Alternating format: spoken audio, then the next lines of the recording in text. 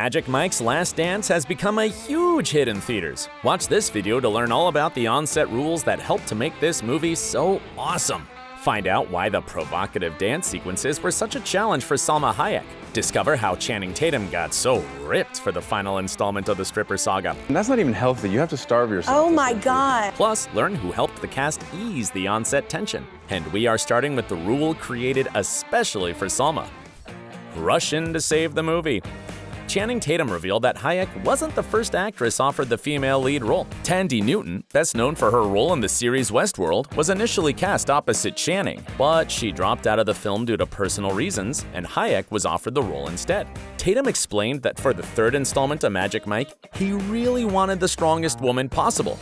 Thankfully, Salma came in and actually controlled the whole thing. She came in and saved our movie, gushed Channing. Hayek was the one who was able to communicate sensually, without words. This was especially important for the first dance sequence that she and Tatum shared. Director Steven Soderbergh seconds Channing's thought about Hayek. Salma really pushed us into the territory because she's so fearless and smart. But also, she wasn't shy to give her thoughts on the script, even during filming. Soderbergh confessed that sometimes they had to reshoot the scenes because Salma saw them differently. It's unthinkable if she hadn't been there to be a second voice, admitted Soderbergh. Still, to join the movie, the gorgeous actress did have to follow the same rules as the other cast members.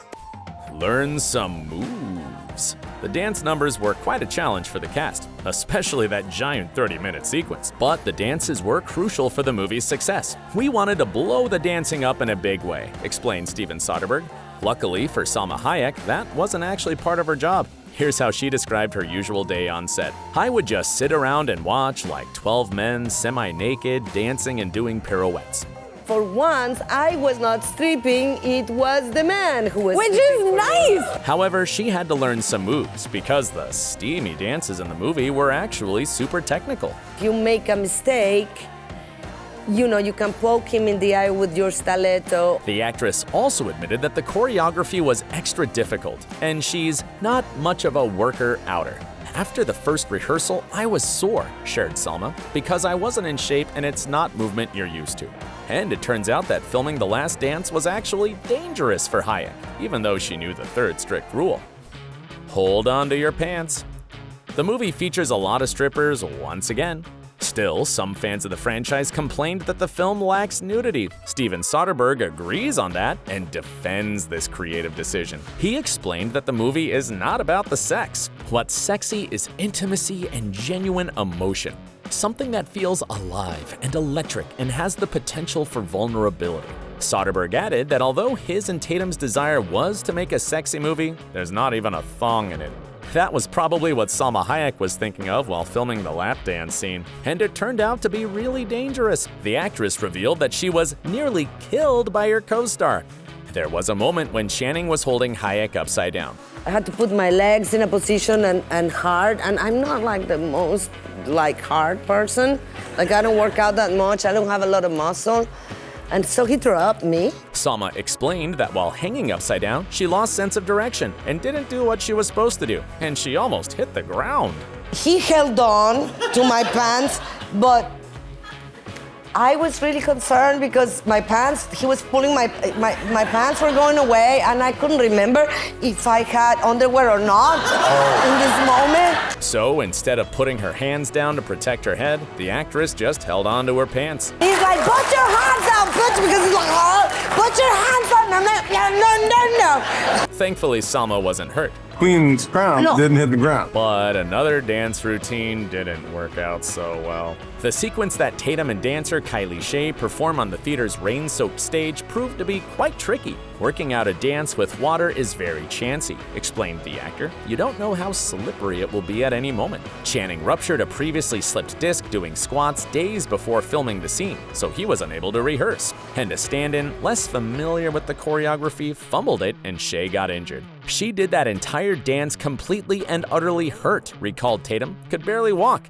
and somehow she figured it out. Actually, making Magic Mike 3 was so physically challenging that Channing even considered not doing it at all, because following rule number 4 was obligatory. Make sure to always look hot. Tatum has previously been vocal about the diet and workout demands required to achieve that on-screen physique. even if you do work out, to be that kind of in shape is not, it's not natural. Do you have to eat like so well? Yeah, you have to, that's not even healthy. You have to starve yourself. Oh my God. He stressed that being that lean is actually dangerous, but when Channing finally decided to make the final installment of the stripper saga, he made sure he looked his best. That meant putting himself through a rigorous training routine, and that's not all. He also had to create the dance numbers from scratch with the choreography team. At 42, it's a whole different thing than when I was actually dancing at 19, confessed Tatum. It's a full-time job, 100%. Long before leaving for filming in London, Channing got back into a routine of working out and rehearsing for hours each day, and he continued to do that throughout filming. He rehearsed the dance sequences 2 to 3 hours a day, and the rest of the necessary regimen, like cardio and working out, he did at home, sometimes even late at night. By the way, besides for the dance choreographers, there was one more person involved in the process of making Magic Mike 3, because nowadays, it's a stricter rule in the entertainment industry. Work with an intimacy coordinator. Things have changed drastically in the last 11 years since the first Magic Mike movie premiered. If you have steamy scenes in your movie, you need to hire an expert who makes sure the cast feels comfortable. And even though there are no explicit sex scenes in Magic Mike's Last Dance, there was still an intimacy coordinator on set, although Steven Soderbergh explained that it didn't change his filming process much. Knowing how difficult those kinds of scenes can be, he's always tried to be sensitive towards the needs of the actors. So it's great that now there's a person who checks in with the actors. I know a lot of people roll their eyes at it, shared the director, but I don't want any stories about people being coerced. I don't want that yet. The presence of such a professional on set probably helped Salma Hayek sometimes, especially as the final trilogy installment of the Magic Mike franchise is quite a testosterone-filled production. The actress revealed that the male dancers would start pumping weights in between takes, and members of the crew often joined in too. There was so much testosterone, I was afraid I was gonna start growing a mustache, joked Salma. The first 2 movies of the franchise involved actors who could also dance, like Matthew McConaughey and Joe Manganiello. But to film The Last Dance, Channing Tatum focused on finding real dancers who could also act. And as he proudly revealed, these are some of the best dancers in the world. Tatum also shared that the casting process wasn't easy for them. You do extensive interviews with these guys to get to know them. What's their relationship with their mom?